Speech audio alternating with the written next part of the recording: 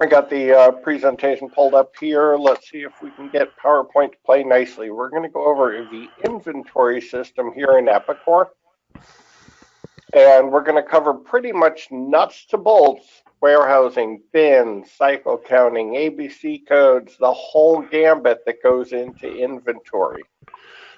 We'll also tap on backflushing and units of measure, since these were brought up as topics from the November session. So, Bill, you want to go ahead and start out? I certainly will. Okay. First off, we're going to talk about warehouses and warehouse bins. What's a warehouse? It's a way to group your material, either physically. You can have them physical bins and warehouses, or logical. Either way, you must have at least one warehouse and one bin in Epicor.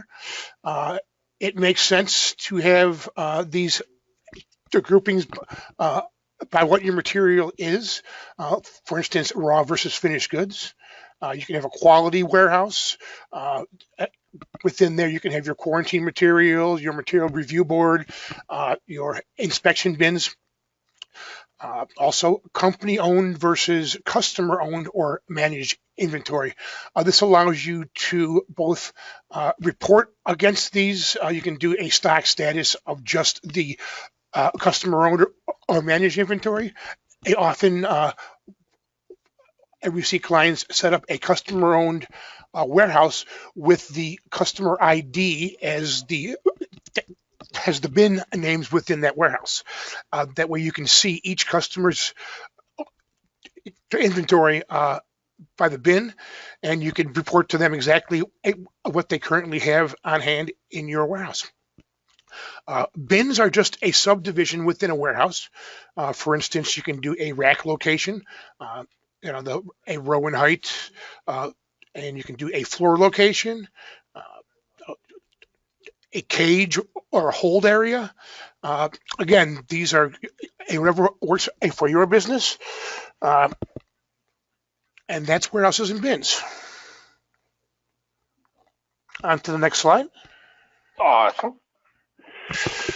Right, so other groupings within the warehouse that you may have is raw versus finished goods.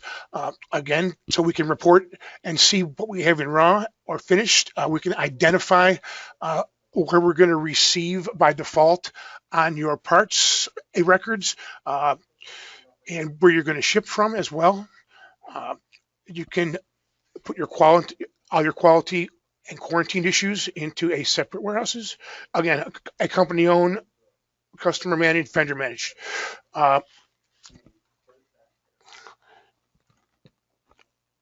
Just breaking out the multiple warehouses also helps keep track of what inventory is where. When you go to do a cycle count, when you go to do an inventory process, it's going to ask you, hey, let's focus either just in this warehouse, or do you want to do multiple warehouses?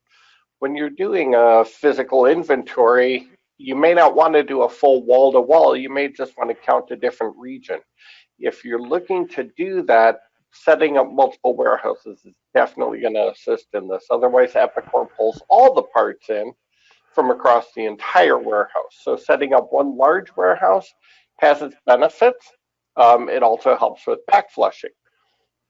If you're not going to be using backflushing, you might do greater inventory control with cycle counts. Then setting up multiple warehouses within the building makes it much easier.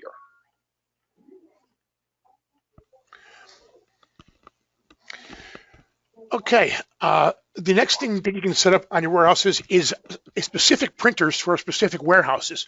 This allows you to do, if you're going to auto print, say, labels or pick lists for jobs and sales orders, that you can identify where they are going to auto print to the proper location, as such that they are available to the personnel at the right location. You can have GL controls set up at the warehouse level, as such that you are going to have a division that type that will post those transactions to the proper geolocation for just that warehouse.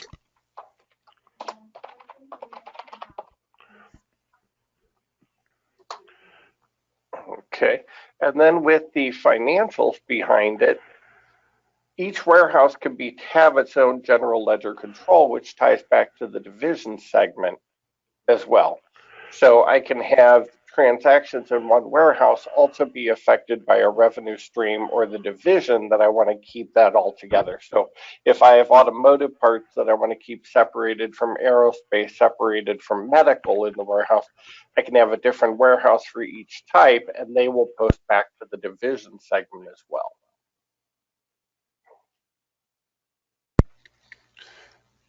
And next Sorry, off, trying to click on the screen there for you, Bill. thank you. We can identify cycle counting and inventory parameters by warehouse, as opposed to at the site level, such that each warehouse can have a different cycle count method. You can either use the plant settings, or you can set repetitive or random by warehouse. You can also exclude zero quantity on hand or negative quantity on hand, again, by warehouse as opposed to at the site level. And this is going to come in handy if I don't have any parts or I haven't had any parts on hand for a long time. Do I still want to go out and count that part? Yes or no? And that's where the exclude zero quantity on hand comes into play with the cycle counting and the physical inventory. Nobody has obsolete parts that they don't work with anymore. No, that never happens.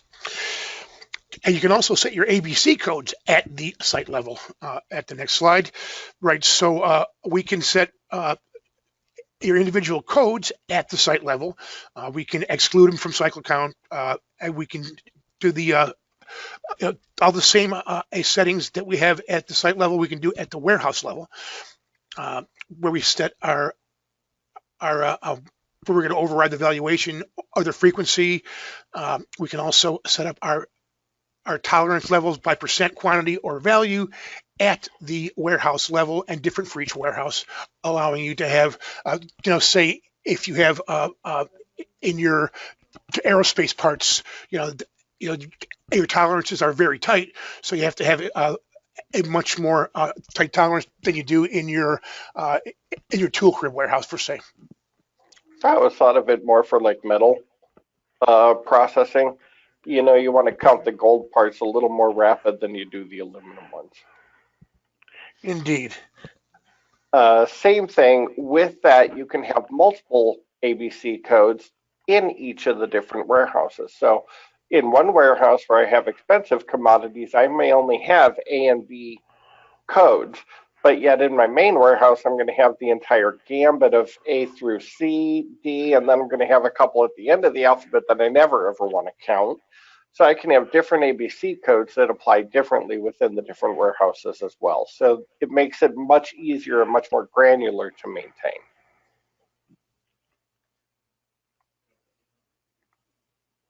Okay. Next off, we had a question about mobile warehousing, which is a new tool that Epicor is offering. This is an Android program that can run on phones or tablets or any Android device, and it's integrated into ERP. As you can see, it's supposed to have a simple. We have not seen this as of yet. It's just out. There's a user interface, part level and bin level validation, scan validation, and more. This can be added into E10 at the Epicor services in the MES menu service. And they have a couple of ways to do it with Swagger or Postman, which we just heard a lot about in the last hour. And both of those are publicly available and free. So this is really just a web-based access into the inventory system using the API platform. So this is something you can also modify. The code is out on the server for you. Anybody that wants to go ahead and get into this isn't probably going to be the inventory or the warehousing manager that's going to do this. This is going to go back to IT, but this is available, and it also rolls out, like Bill said, to a cell phone or to a tablet or a handheld, just using the basic Android app. So for those companies that are a little money conscious, a $100 Google tablet goes a long way on the plant floor.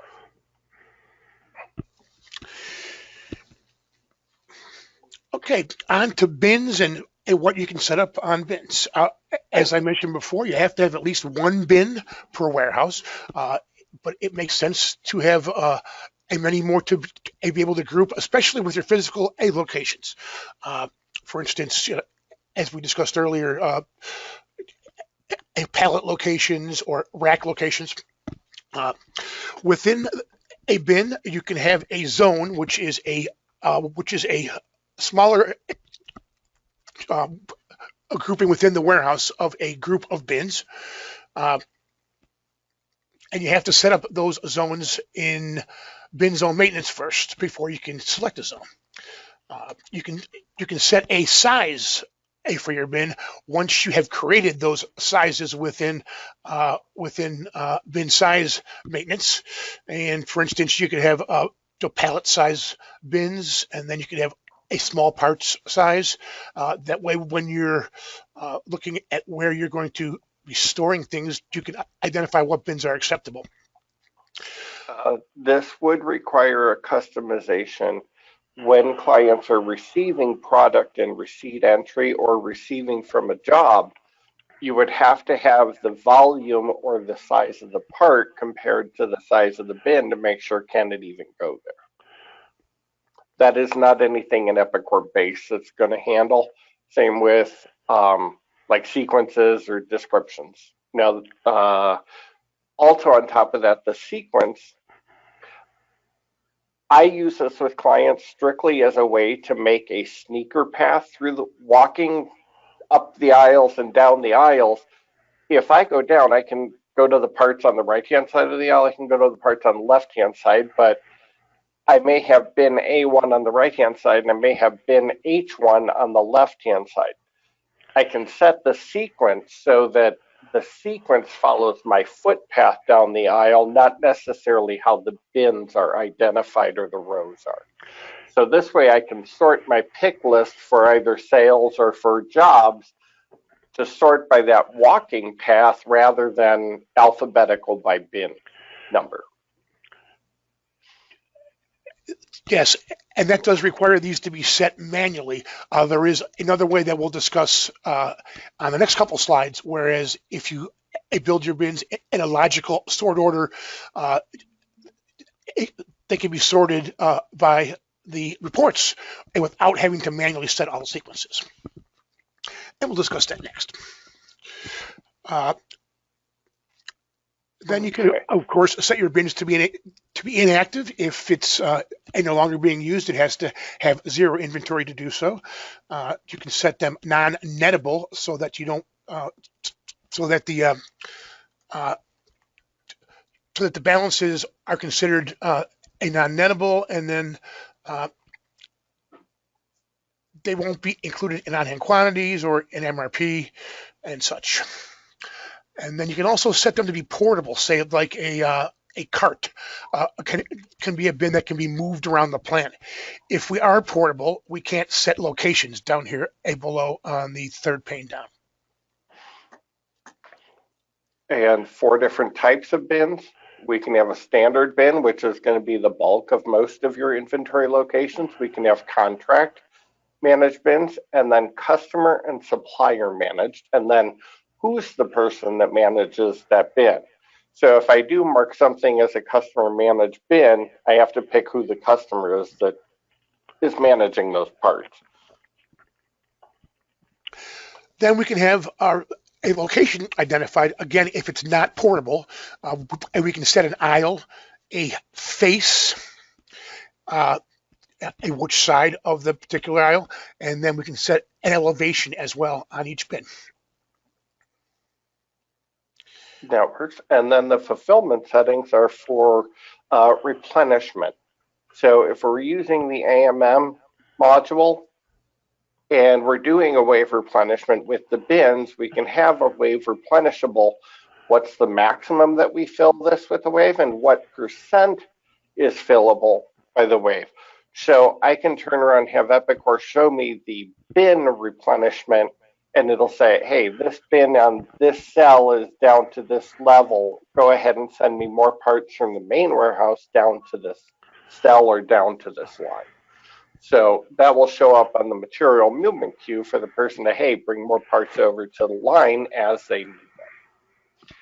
And I saw that I have a couple of questions already hitting in. Eric, if you can send us your email, I can go ahead and send you a copy of the slide deck of the presentation so you guys can utilize this moving forward today.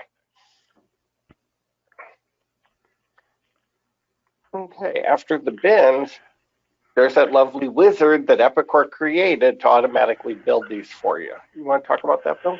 Yeah, let's talk a little bit about it. So it makes sense to set up your bin sequence such that it's in a logical, sortable within SQL fashion. In other words, A, B, C, D, 1, 2, 3, 4, such that you can do your line of travel without having to identify each sequence. And if you set the sorts properly on your pick lists, both for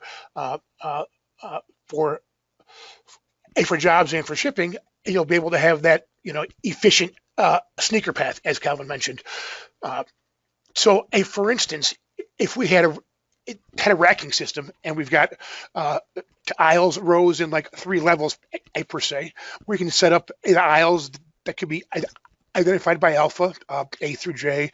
The rows, there's a 20 per aisle, and then there's 3 levels for your pallets. So just for an example, I thought about A011, A012, etc.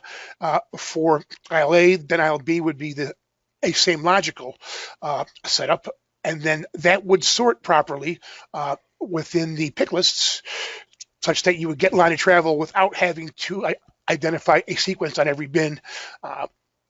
And then a setup wizard allows you to create these without having to go through and type them all in. And the next slide shows how the bin a setup wizard works. You can set up a string or a separator or a number, so you can have whatever schema works for you.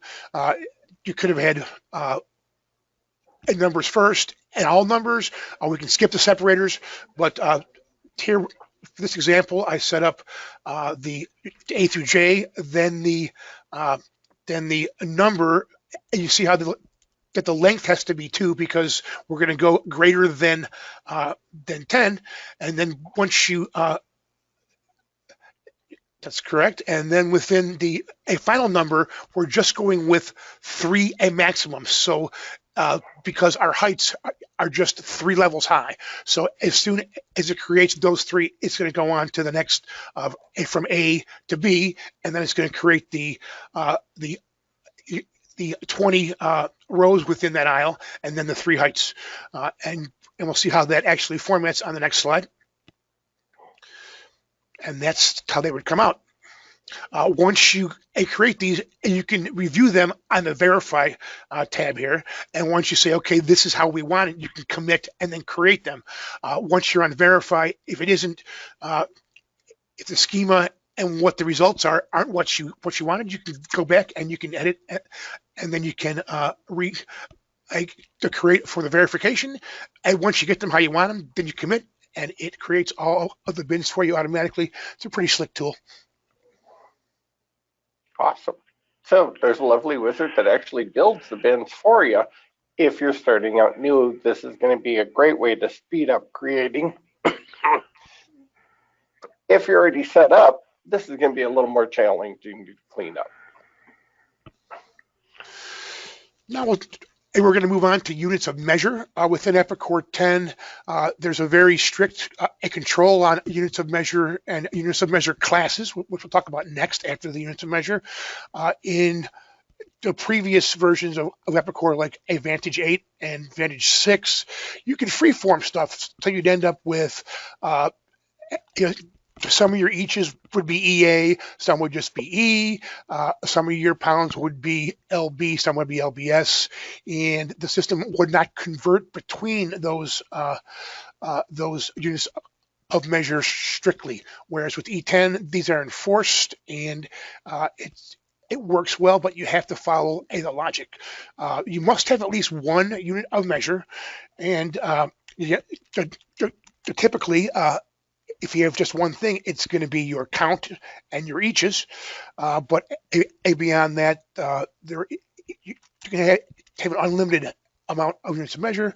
For example, foot, pound, gallon.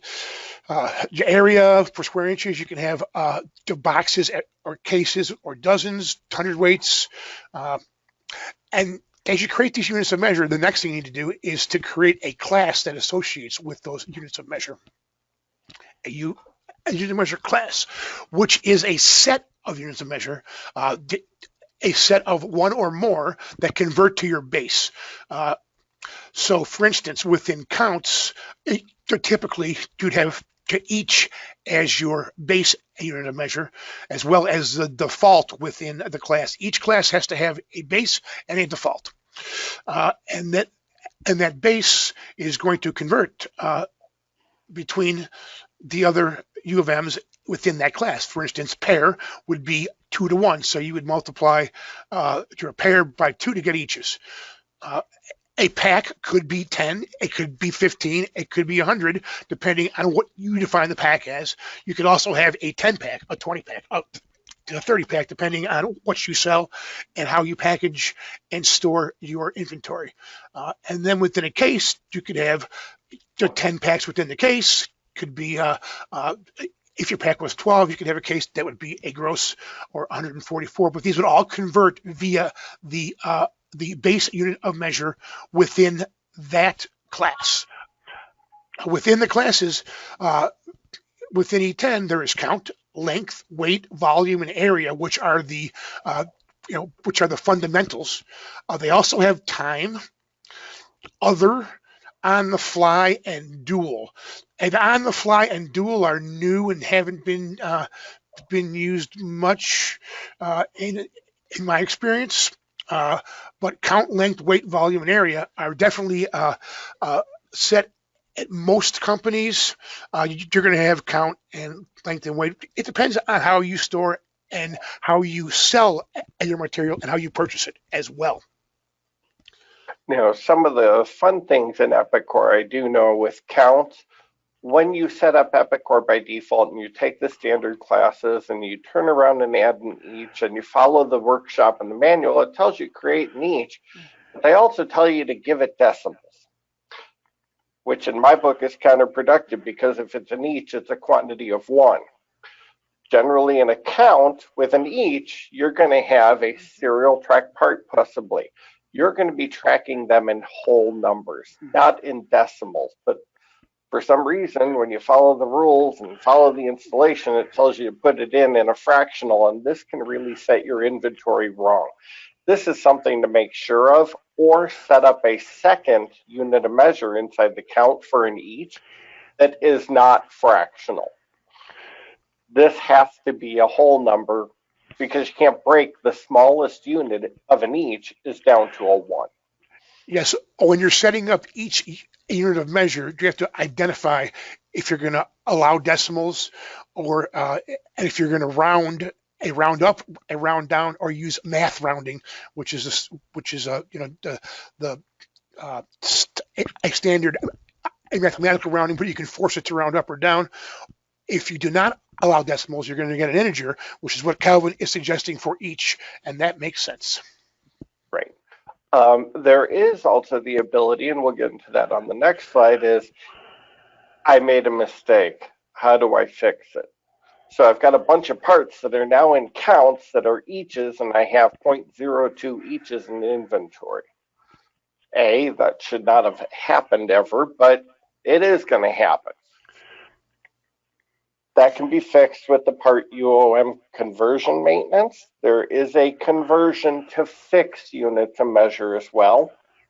And we can have part specific units of measure. You want to take that away, Bill? Yeah, the part specific AUOM allows you to convert between classes. Because you can't say, hey, I've got 1, how many gallons is that? Or I have 1, how much weight is that? Well, if you do business where you're going to use sheets, say, or rods, where they're defining, hey, this is a half-inch rod or a half-inch sheet, and the standard size is 36 inches by 24 inches. You can identify, okay, this particular material, say 404 stainless steel, in that half-inch standard size sheet is going to weigh 100 pounds. And so you can say 1 equals 100 pounds for that particular part. They have to be identified at the part level. This is very useful if you're purchasing in pounds and you want to use it in sheets, for instance, or convert between those different classes. If you do this extensively, some of our clients, do almost every part that they have is going to be part specific because they do all kinds of purchasing in weight or in volume, and they do all of their sales in eaches or such. That said, it would make sense to look at the customization and automation using UD tables, for instance, that show what the material weighs per half inch, a sheet, etc., where you can select those parameters, and then the part specific unit of measures can be created that you utilize.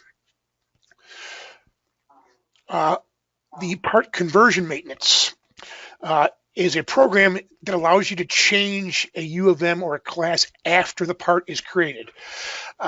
This works, but you want to be very careful with it.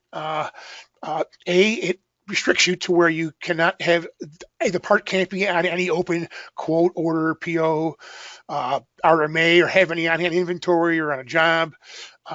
And when this occurs, that you have an error in your U of M or U of M class on a part, if there's a lot of transactional usage and you do this conversion, it can cause problems with costing because Epicor will not reevaluate the costing when you convert. So if the part has been in use and has a lot of transactional history, probably makes sense to make that part inactive and recreate it as a slightly altered part number and moving forward with the proper unit of measure class and unit of measure on it. Now, if you need to convert that unit of measure, let me see here if we can get here to the UOM conversion. We'd have to take all the inventory out of the system. We'd have to turn around and remove any work orders that are in process, any sales orders that are out for it, or any purchase orders. But we can go in and convert that unit of measure from count to other. You can go from any of the Epicor base classes to other, and then turn around and set up, okay, maybe we have an each with a fully spelled out EACH for the abbreviation. That then becomes our unit of measure with a whole number. We attach that to the part, and that's what the part runs forward with. But we do have to have all open transactions out of the system and all open inventory before you can do that conversion. That is found under system maintenance.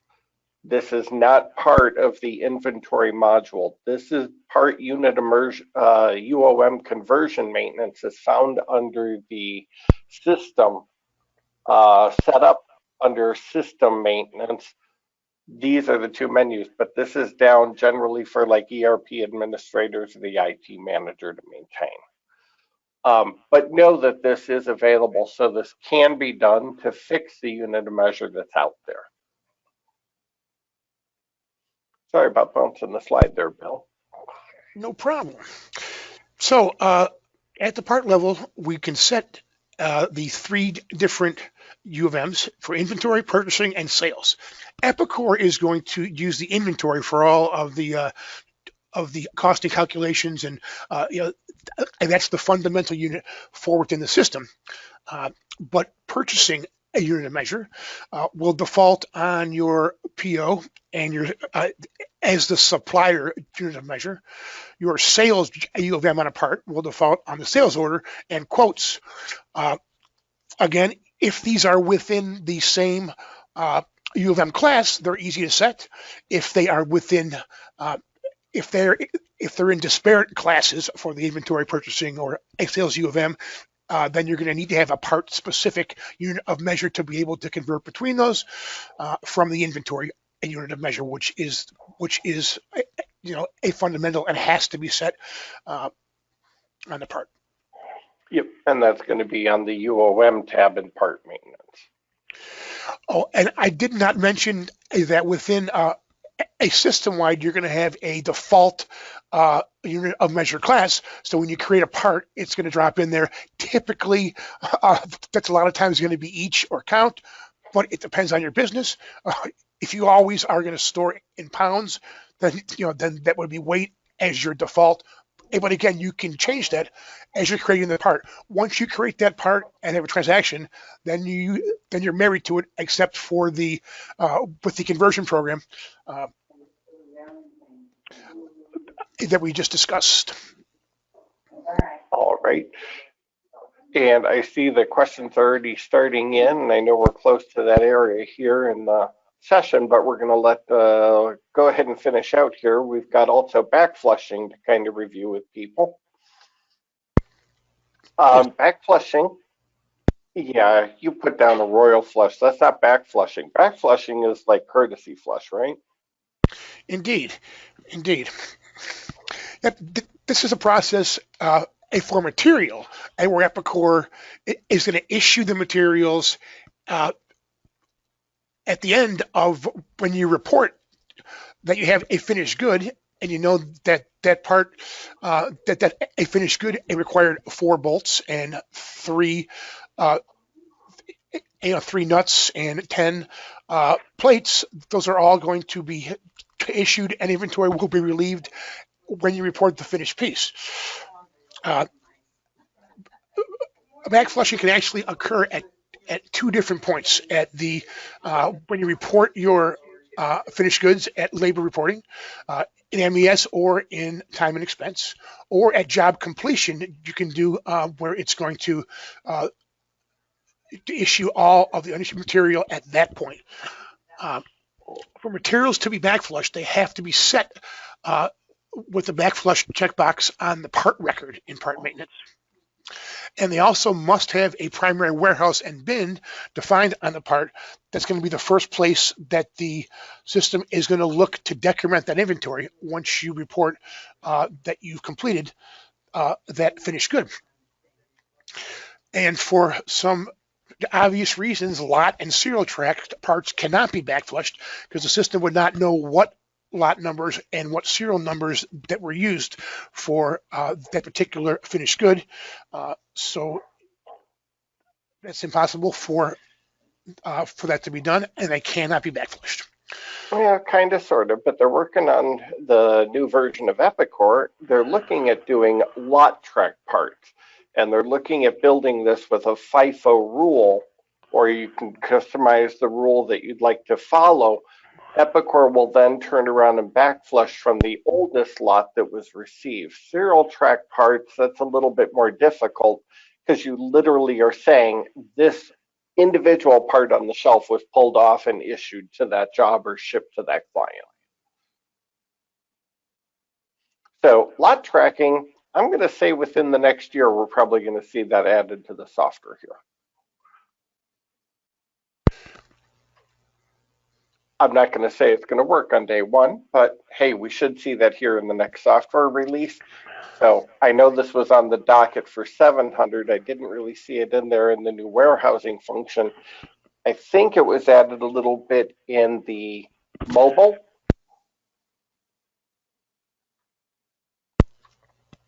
But I don't want to quote on that one because I haven't seen it for myself. Yep, and I was just going to mention one more thing about the back flushing.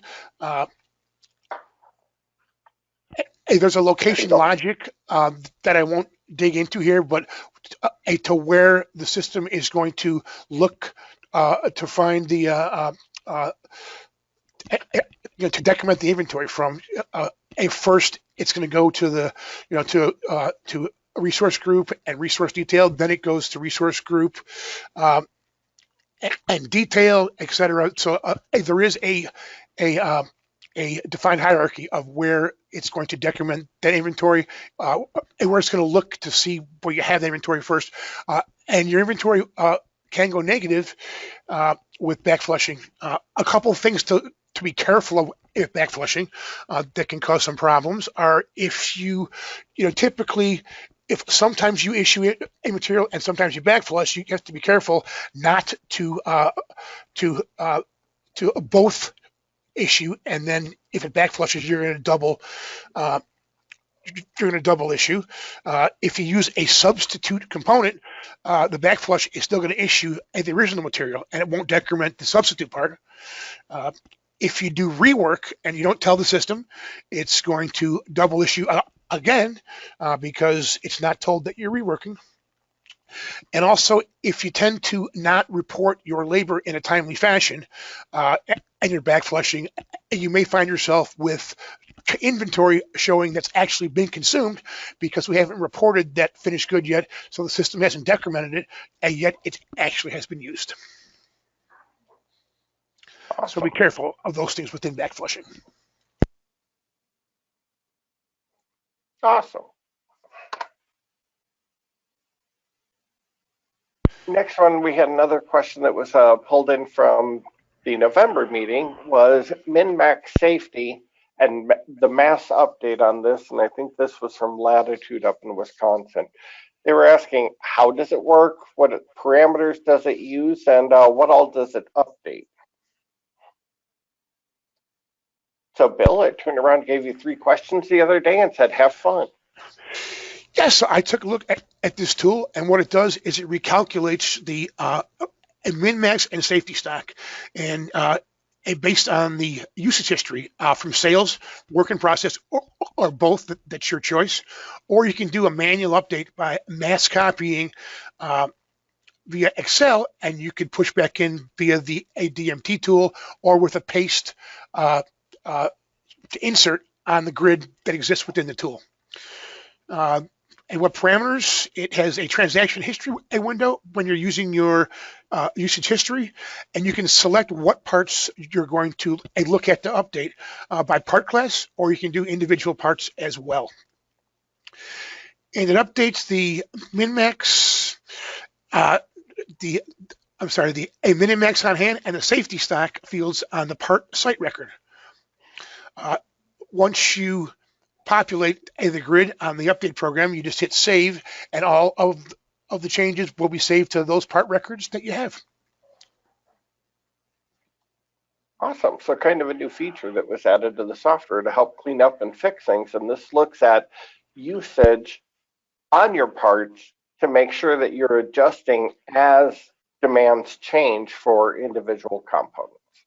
Yeah, and when you run that for the calculations, it's going to give you a proposed min-max and safety, and then you can decide, hey, I'm going to put those in, or I'm going to alter them because I know better.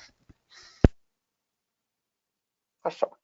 And another question that we had from the November meeting was multi-warehouse functionality. And the question was specifically being able to separate on-hand balances by warehouse to trigger suggestions by those warehouses. Yeah, not so much. I hate to say that. Multi-warehouses out there, we can turn around and set the min-max levels at each warehouse. We can set the Kanban and the safeties also, I believe, on each warehouse. This does work in a little conjunction with the fulfillment workbench, but otherwise you're going to be looking at building a dashboard or your own query to find out where the min-max levels are. I believe most of Epicor still works on the part levels that are set on the site, not on the warehouse. Did you find anything different with that, Bill? I did not. I just wanted to mention that to be able to a transfer or pick and between those warehouses, they have to be set up as shared in at a site config level, such that you can work between the sites. Awesome. And I like the suggestion that you put in here that the dashboard row rules can be used to highlight inventory issues. This is also a good one where you can kind of let your users know, just color coding, which ones are the issues to deal with first. There were also a couple additional questions, but that was regarding finite scheduling and loading forecasts, and we kind of pushed that into the MRP and scheduling presentation today, since it really wasn't an inventory issue, but the first question was regarding inventory. So we moved this over to the presentation at 1:30 today. I'm not familiar offhand who requested this, but if you're out there, here's the answer. We'll cover it at 1:30 right after lunch. We also turned around and looked at this, and Epicor inventory and warehousing has been around since 1994 when the software came out. This has been pretty much a standard. We've added bells and whistles, we've added capabilities to the software to handle on a more granular basis, but inventory and cycle counting haven't changed that much in the past 25 years. But of course, there are always a few new things that I want to make sure that everybody's kind of abreast on. Bill, you want to hit these? Sure. What we're talking about here is to sort and reorganize your inventory such that we're looking at things that tend to be either frequently picked or picked together to be close to each other. So you put your most common items in the a first area, a next in the second area, and then the things that you don't do too often that aren't picked, you can put on the top shelf or in the back of the refrigerator, where they're harder to get at, but we don't really care because we don't use them too often. I like the idea of, hey, if you're having a Fitbit challenge with all of your inventory and material handlers, you can also turn around and put the common items at far opposite corners just to see who can get the most steps in. Yeah, that becomes like the Amazing Race. Hey, no, that we have in the second one here, the Amazonian. Yes, indeed. We do automated inventory picking. Yeah, we're talking about robotic material handling and distribution. This, of course, is a big step for anyone to take, but it is, it's part of the wave of the future. And if you have a lot of material moves that are common, it can be set up to be a robotic, and you can even distribute it with carts that are driverless. It's happening.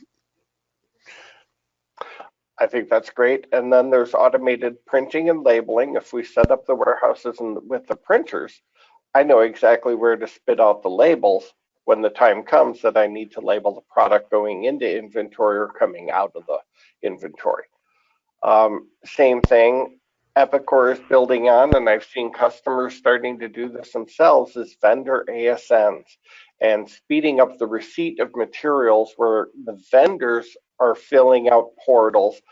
That data is coming in where they're saying, hey, we're going to ship this purchase order to you. We're filling this line with this quantity, and having that be an advanced shipping notice so the buyers know this product is not just confirmed, it's on its way. Here's the tracking number.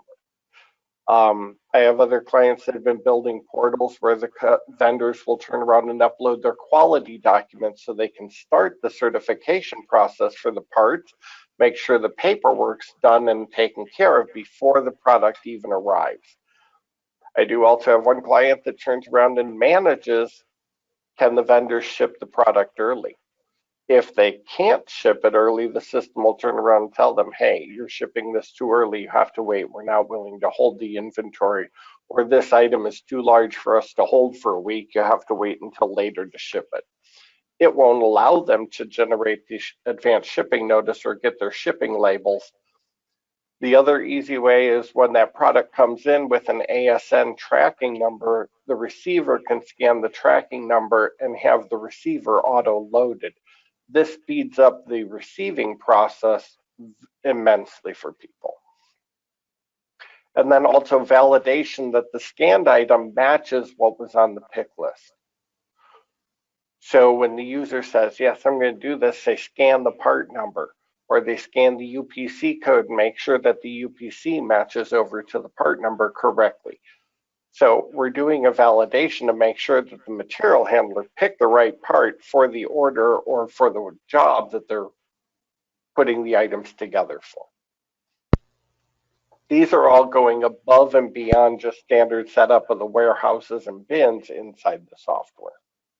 And with the new Android application, things like the a scanning and picking can be done with a tablet or a phone even, and so that makes it that you don't necessarily have to invest in expensive handhelds.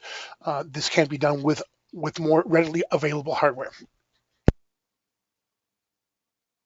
Okay, and back to that robotic material handling and distributing, I was looking through the list of who our questions came from, and Greg Baker has a question out here. But Greg, I'm going to ask you to put together a presentation for the user group. I know your company out there in Iowa is already using robotic material handling. I've seen the forklifts running through the plant, and I've been told, watch out for number 4. The sensor doesn't always see you. Get out of the way.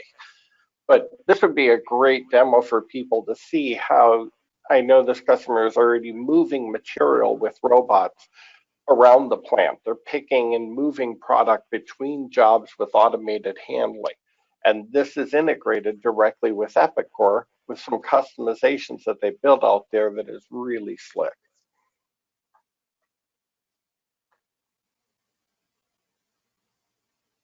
So the future of inventory it's coming. People are improving and making it work faster, more automated, and moving material around.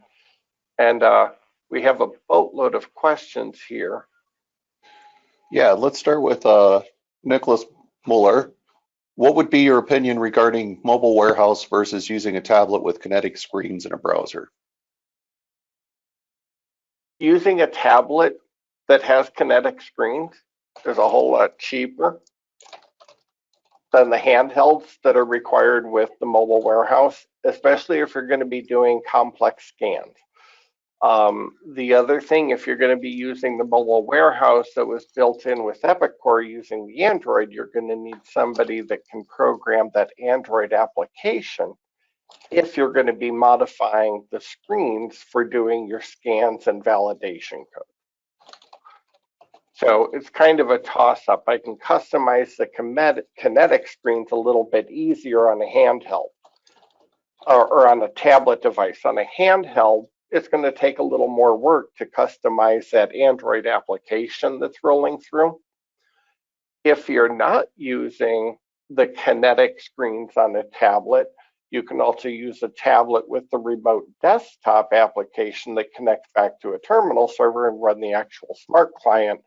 Now I'm running the same code that per se a regular material handler might be doing with a laptop. So there are 3 different ways to kind of go, using the handheld, using the tablet, or using a regular PC or laptop. The tablets can also be running the remote desktop application, set up a terminal server, and now I can turn around and run the application on a Google tablet. So I know a lot of people were thinking the tablet can only do the kinetic screens. A tablet can also run a remote desktop app. That's a free shareware application for tablets. Okay. From Graham Ross, how does wave replenishment determine a bin is full? That does a hula dance by the waves. Come on, I had to say something smart here. I'm like, it's been kind of a die topic for most of the way. Wave replenishment, there is a little bit of a difficulty because there is no way to turn around and say the bin should have this many pieces. It does the percentage, and when it hits that percentage is when it's supposed to send the trigger. I'll generally see a custom field be added or added to that primary bin that gets specified so I can have min, max, and refill levels. So it comes off of a trigger, Kelvin? Correct. Okay. Scott Williamson, problem I found with UOM is that once a part is set up with a UOM class, it's almost impossible to change the part to a different UOM class. If your example of different UOM classes for count, one for decimal and one for serialized part, is there a solution that doesn't require creating new part numbers? The changing from UOM classes, going from count to length, is very difficult. But going from count to other, and then having a unit of measure class inside the other that is each, like I was talking about earlier, that would probably be the easiest way to do that. Getting all of the inventory out of the system and the active transactions is the more difficult process. Okay.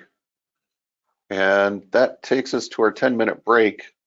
Did you want to keep answering questions? Do you need to take a break here? I can keep going here. How about you, Bill? I'm good. Okay. We will start up with the updatable BAQs at 11. If other people want to step away for a break, we'll keep going with the questions here. Lori Welch, is there a way to correct a part-specific UOM conversion factor? We have a few that were set up and the conversion factor is incorrect, and Epicor said the only way to fix is to create a new part number.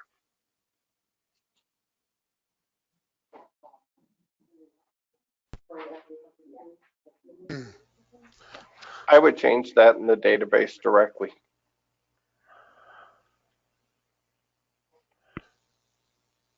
You would go into the database and do a direct modification? Yep, and fix the conversion factor.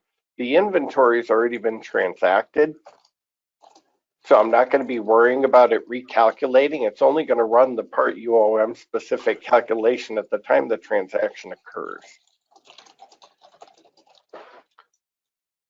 Okay.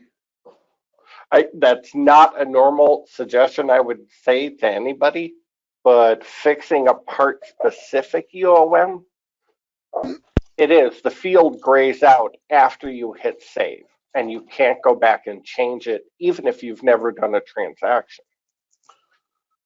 The only way to fix that would be going into the database and changing the value so that the time that the inventory transaction is processed, it uses the new calculation factor.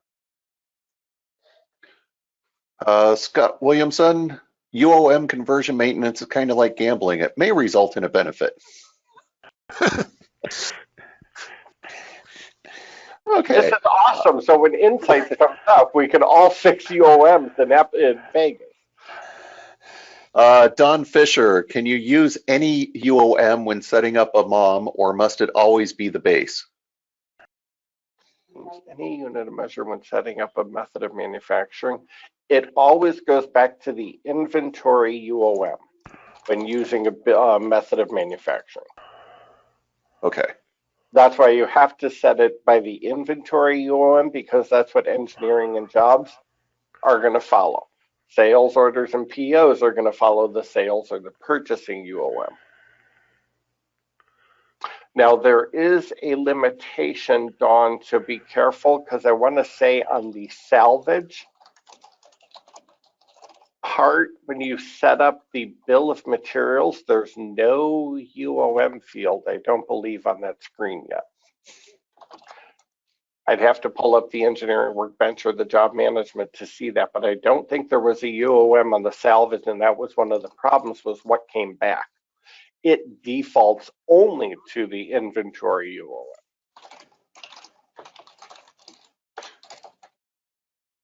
Okay. Greg Baker, can you track where WIP is using warehouses? Can you move WIP from one warehouse to another? Bruce has a comment on that last one. I see Fred. Can we go ahead and unmute Bruce? Bruce should be able to unmute himself. Let me see if I can do that for him, though. You out there, Bruce? Bruce, are you there? I just saw his comment come in there. There he is. Like, I just saw that comment pop up. I'm like, inventory can be feet, but engineered can be inches. Right. So what you can do If is the UOM is in the class. if the UOM is in the class, so if you get the length, for instance, and you want to stock it by the foot, but you still want to put in the measurement by inches on the engineered bill, you can do that. You can do that both in the engineered method or the job or the quote, for instance. I think it was just the salvage didn't have a UOM on it. Was that correct? Actually, the salvage quantity does have a U of M on it now. Yeah, salvage also Awesome. has a UOM too, so I would think that that also has some flexibility. Yeah, but you are correct; it does default to the inventory unit of measure. I've urged, there's been a lot of customers saying, but I want to have my unit of measure in inches because that's how engineers think. But out on the floor, I don't want to get up my tape measure to measure it. I just want it by the foot, and they can. In fact, they've even had one shop that wanted it by the pound out in the shop. Yeah, converting sheets to pounds Yeah, yeah. and bar stock to pounds. I've seen that. As long as it's in the class, you can do it. Now, you couldn't do eaches or something like that in You the can't engineering cross method, the class not part of the class. unless it's in the UOM specific for that part. Correct. Correct. Okay. I don't remember who asked that question, but there's the enhanced answer. Okay. Back to Greg. Can you track where WIP is using warehouses? Can you move WIP from one warehouse to another?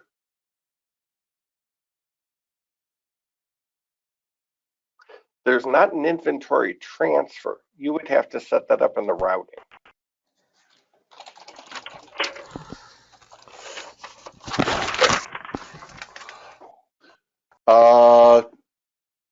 I'm going to jump down because Don has a follow-up question when you talked about updating the database directly.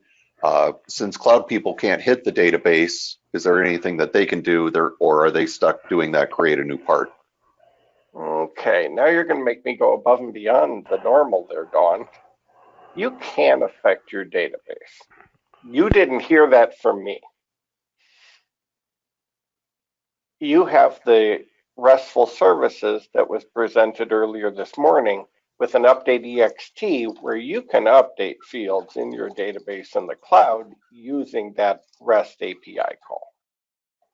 So while I wouldn't say normally, hey, you can do this, they do expose that and open that in the cloud. So you guys do have access to write your own RESTful service calls. So I'm going to say you do kind of have the ability to do that. It's going to require a little programming and knowledge to do that. And we have a follow-up on the WIP question. Brad Bose says there is a move WIP option. Brad, I'm going to unmute you if I'm going to try and unmute you and see if maybe you can contribute there, please. Hello, hi, this is Brad. Yeah, just a whip. There is a MES has a move whip option. I haven't looked at it in the last couple months, but it is there. I believe it's in the MES in hand data collection area under the Epicor menu. So. Okay, so there's an option for you, Greg. Okay, let's jump back. Mike Kubiowicz, how to make sure a part set to backflush at the part level is set to backflush on a job. We see some exceptions on that. So is there a way to make sure a part is backflush both at the part level and the job? So when you create the part and you go into the site tab and you mark this as a backflushed part, you add that part to your bill of materials and your engineering. That setting follows. If the part went in as a non-backflush part, the bill of materials was created, and then I turned around and put it onto a job after I changed that setting, it may not follow that. So this could be what's causing your squirrely results, Mike. is the time that the bill of material was created, the part may not have been marked as a backflush part. So when the get details ran, now Epicor should, when it does the backflush process, be going back to that part site record because that's where it's supposed to have been controlled.